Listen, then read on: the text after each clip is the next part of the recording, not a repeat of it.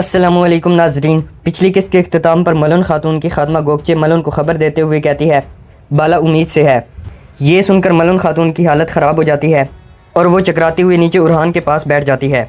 इस किस्त के आगाज़ में मलन रोते हुए कहती है, मेरे अल्लाह ये कितना भारी इम्तिहान है। मैं कज़ैल कबीले की खातून थी, वालिद का दस्ते बाजू थी। मैंने एक बहादुर आदमी की दूसरी बीवी बनना पसंद किया, सिर्फ़ इसलिए कि उसकी पहली बीवी उम्मीद से नहीं हो पा रही थी। मैंने कहा कि चलो कबाइल मुत्तहिद हो जाएंगे और तुर्कमान एक होंगे। मलहुन उरहान की तरफ देखकर कहती है, आखिर औलाद तो फिर भी उस्मान साहिब की ही है। मलहुन फ़िक्रमंदी से कहती है, मगर उस्मान और बाला ने मुझसे ये बात क्यों छुपाई। मलहुन उरहान को उठाकर अपने सीने से लगा लेती है और फ़िक्रमंदी से कहती है, अगर बाला की नरीना औलाद हुई तो फिर क्या होगा। दूसरी तरफ रोगतोस एनागोल किले में निकोला की दावत पर पहुँच चुका था। कुछ देर बाद कोसिस भी वहाँ आ जाता है और रोगतोस से गले मिलता है।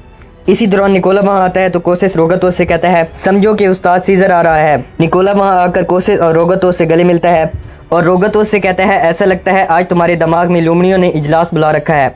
कोसिस रोगतोस पर तंज करते हुए निकोला से कहता है, पूछो मत, आज हमारा दोस्त बर्बाद शुदा दिन से गुजर रहा है। निकोला कहता है, जानता हूँ। इसके बाद वो तीनों दस्तरखान वाली मेज़ पर बैठ जाते हैं। निकोला कोसिस को बताते हुए कहता है, रोगतोस का करीबी दोस्त और रिश्तेदार पादरी ग्रेगोर बादशाह की जेल से फरार हो गया है, मगर रोगतोस के पास आते हुए उसे किसी ने अगवा कर लिया। कोसिस रोगतोस की तरफ देखकर कहता है, मतलब तुम बादशाह के मतलूबा गद्दार शख्स की हिमायत करना चाह रहे हो। रोगतोस समझ रहा था कि पादरी ग्रेगोर को कोसिस के आदमियों ने गिरफ्तार किया है, इसीलिए वो कोसिस से कहता है, पादरी ग्रेगोर जहाँ भी है मैं इसका पता लगा कर ही रहूँगा और पता चलते ही अपनी मुट्ठी में कर लूँगा। इसके बरक्स कोसिस ये समझता है कि पादरी ग्रेगोर रोगतोस के पास है, क्योंकि पादरी ग्रेगोर को अगवा करते वक्त उस्मान के सिपाहियों ने बजंतीनी लिबास पहना हुआ था। कोसिस रोगतोस को बताते हुए कहता है, पादरी ग्रेगोर मेरे पास नहीं है। दोनों की बातें सुनने के बाद निकोला कहता है, तो पादरी ग्रेगोर इस दस्तरखान पर मौजूद अशखास में से किसी के कब्जे में नहीं है। निकोला अपना शुबा जाहिर करते हुए कहता है, अगर पादरी ग्रेगोर तुम दोनों के पास नहीं है तो वो उस्मान के पास है। ये सुनकर रोगतोस और कोसिस निकोला पर तंजन हंसने लगते हैं। दूसरी तरफ एंद्रियास और पादरी ग्रेगोर को इकाई खेमे में बंद कर दिया गया था। एंद्रियास पादरी ग्रेगोर से कहता है, हम तो बादशाह के कब्जे से भागते हुए इन काफरों के हत्थे चढ़ गए हैं। क्या हमने इतने खतरात का सामना इन तुर्कमानों के कब्जे में आने के लिए किया था। ग्रेगोर कहता है, तुम्हारा परेशान होना हमें यहाँ से निकालने में मदद नहीं कर सकता, इसीलिए तुम पुरसकून रहो। हमें पता लगाना होगा कि उस्मान को हमारे बारे में कैसे इल्म हुआ। कुछ देर बाद उस्मान भी बहरान के साथ वहाँ आ जाते हैं। उस्मान पादरी ग्रेगोर को शब खैर कहते हैं तो पादरी कहता है, तुम ज़बान से दुआ और ताकत से कैद कर रहे हो और ऐसे शैतानी काम की तवक्को भी सिर्फ तुम जैसे शख्स से ही की जा सकती है। उस्मान कहते हैं, कैदी बनना मुश्किल होता है, मैं अच्छी तरह वाकिफ़ हूँ। मैं भी आप लोगों के कैद खानों में बहुत तकलीफ़ों से गुजर चुका हूँ, मगर जैसे हमने तुम्हें रखा हुआ है इसे कैद नहीं कहा जा सकता, बल्कि हम तो तुम्हारी मेहमान नवाजी कर रहे हैं। पादरी कहता है, मतलब शैतान के दिल में वक्त गुजारना भी हमारे नसीब में लिखा था, मगर मैं सोच रहा हूँ कि इस शैतान को हमारे बारे में कैसे पता चला। उस्मान कहते हैं, आप बादशाह शैतान की गोद से भागकर यहाँ आए हैं पादरी ग्रेगोर। मुकद्दस पादरी होने के बावजूद भी बादशाह ने तुम्हें कैद किया। ये सुनकर पादरी खड़ा हो जाता है और उस्मान के पास आकर कहता है, तो आप हर चीज़ से वाकिफ़ हैं उस्मान। इसके बाद पादरी को वो ख्याल आता है जब उसे बादशाह के ज़िंदान में तकलीफ़ें दी गई थीं। उस्मान कहते हैं, मैं ये भी जानता हूँ कि तुमने वहाँ से भागने के लिए कैसी चाल चली।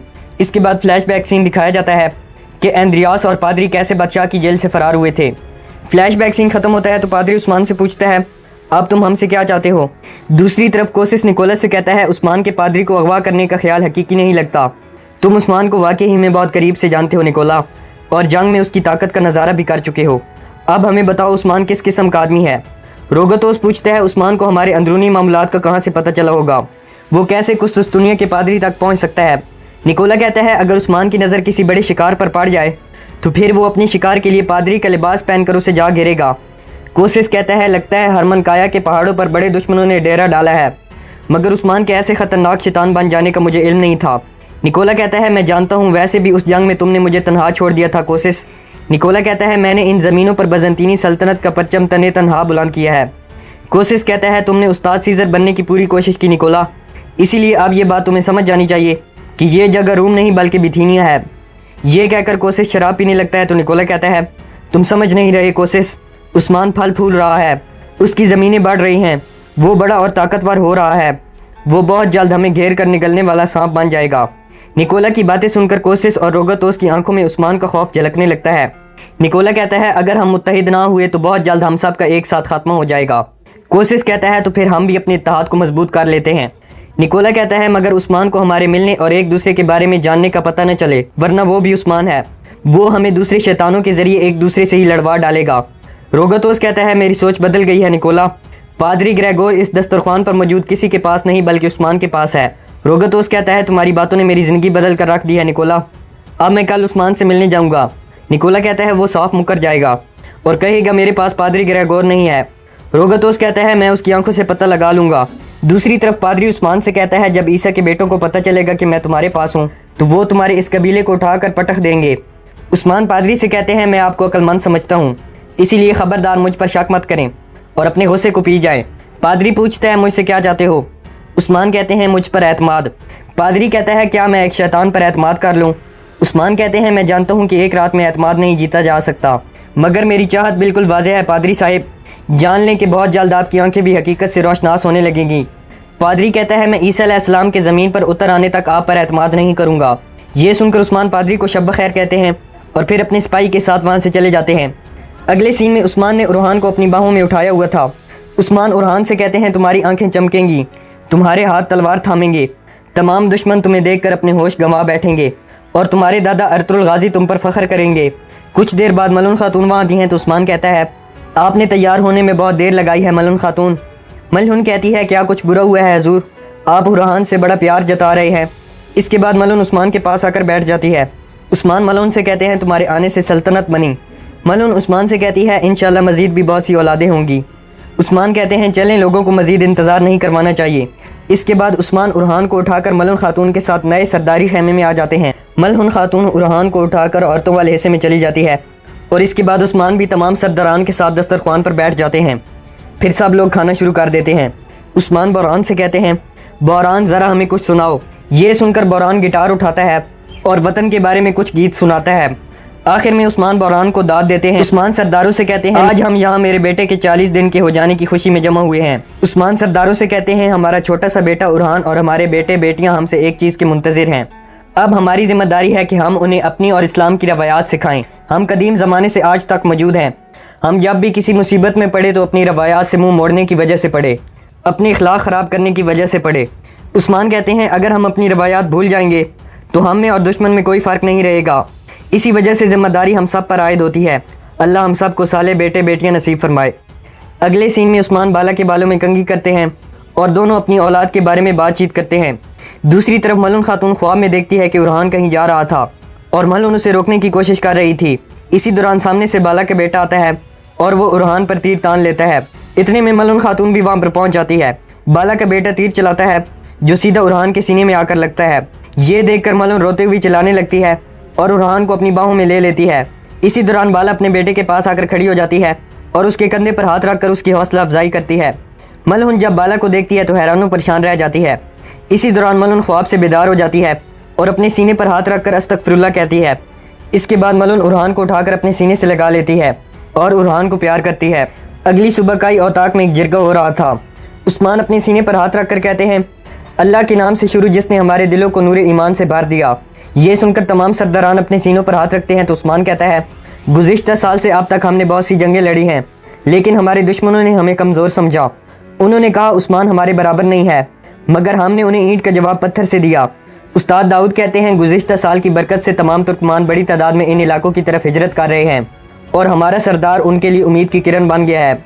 गुप्तोक कहता है बिथीनिया के तमाम सरहदी पहाड़ तुर्क खेमों से सजे हुए हैं, सब के सब हमारे सरदार के दोस्त और रिश्तेदार हैं। गुंदूज कहता है लेकिन मैं फ़िक्रमंद हूँ उस्मान साहिब। बौरान कहता है हम तमाम तुर्कमानों के लिए उम्मीद की किरण है, इसीलिए आप फ़िक्रमंद हैं गुंदूज साहिब। गुंदूज कहता है तुम्हारे मुंह से क्या निकल रहा है बौरान, ये जिरगा है, तुम्हें मालूम होना चाहिए, पहले अपनी बात को तोलो और फिर बोलो। कुमराल अब्दाल कहते हैं आशिकों के हम समझ से बालातर होते हैं गुंदूज साहिब, इसे माफ़ कर दें। ये सुनकर गुंदूज मुस्कुराते हैं तो उस्मान कहते हैं भाई आप अपनी बात जारी रखें। गुंदूज कहता है हमारे तुर्क भाई यहाँ आ रहे हैं, यकीनन वो हमारे लिए काबिल एहतराम भी हैं, लेकिन अगर हमने हिजरत के इस संबल को अक्ल से मुनज़्ज़म ना किया तो हम सब नुकसान उठाएंगे। उस्मान कहते हैं आपने बिल्कुल सही कहा गुंदूज साहिब। गुंदूज कहता है बहुत से बहादुर सरहद पर अपनी मर्ज़ी के मुताबिक हरकत कर रहे हैं, वो हमारे इल्म में लाए बगैर गवर्नरों से तल्लुकात इस्तवार कर रहे हैं, हत्ता कि वो काफरों के इलाकों में भी जाते हैं।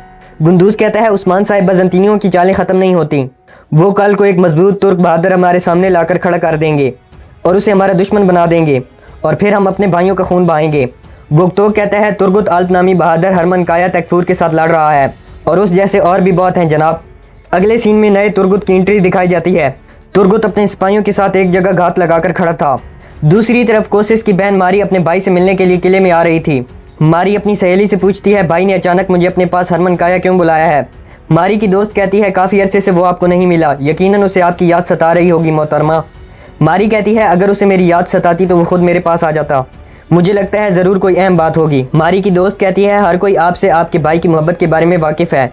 मारी की घोड़ा गाड़ी मंजरे आम पर आती है तो तुर्गुत अपने सिपाहियों से कहता है कोई भी गलती मत करे, हम उन्हें ज़्यादा दूर नहीं जाने देंगे। कोशिश की बहन मुझे सही सलामत चाहिए। ये सुनकर तुर्गुत के सिपाही कहते हैं जैसा आपका हुक्म तुर्गुत सरदार। इसके बाद तुर्गुत अकेला घोड़ा गाड़ी की तरफ अपना घोड़ा दौड़ा देता है। तुर्गुत को देखते ही बजंतीनी चलाते हुए कहते हैं हमला हो गया है। इसके बाद बजंतीनी सिपाही तुर्गुत की तरफ भागते हैं जबकि घोड़ा गाड़ी चलाने वाला आदमी घोड़ा गाड़ी को वहाँ से दूर ले जाता है। इधर जैसे ही बजंतीनी सिपाही तुर्गुत अल के पास पहुँचते हैं तो तुर्गुत के सिपाही उन पर तीर चलाकर तमाम बजंतीनियों को मौत के घाट उतार देते हैं और तुर्गुत अपना घोड़ा गाड़ी के पीछे दौड़ा देता है। ये देखकर मारी और उसकी सहेली परेशान हो जाती हैं। तुर्गुत मारी के पास पहुंचकर घोड़ा गाड़ी चलाने वाले आदमी को तलवार के घाट उतार देता है और फिर अपने घोड़े से छलांग लगाकर घोड़ा गाड़ी पर सवार हो जाता है। तुर्गुत घोड़ा गाड़ी को रोकता है तो इसी दौरान तुर्गुत के सिपाही भी वहां पर पहुंच जाते हैं और घोड़ा गाड़ी को चारों तरफ से घेर लेते हैं। ये देखकर मारी काफ़ी ज़्यादा परेशान हो जाती है। तुर्गुत नीचे आकर घोड़ा गाड़ी का दरवाज़ा खोलता है। तुर्गुत मारी से कहता है तो हरमन काया तैफूर मिकाइल कोशिश की आंखों का तारा तुम हो, अब तुम मेरे कब्ज़े में हो और मैं तुम्हें खुश आमदीद कहता हूँ मारी। तुर्गुत के इन्हीं अल्फाज के साथ इस एपिसोड का इख्तिताम हो जाता है।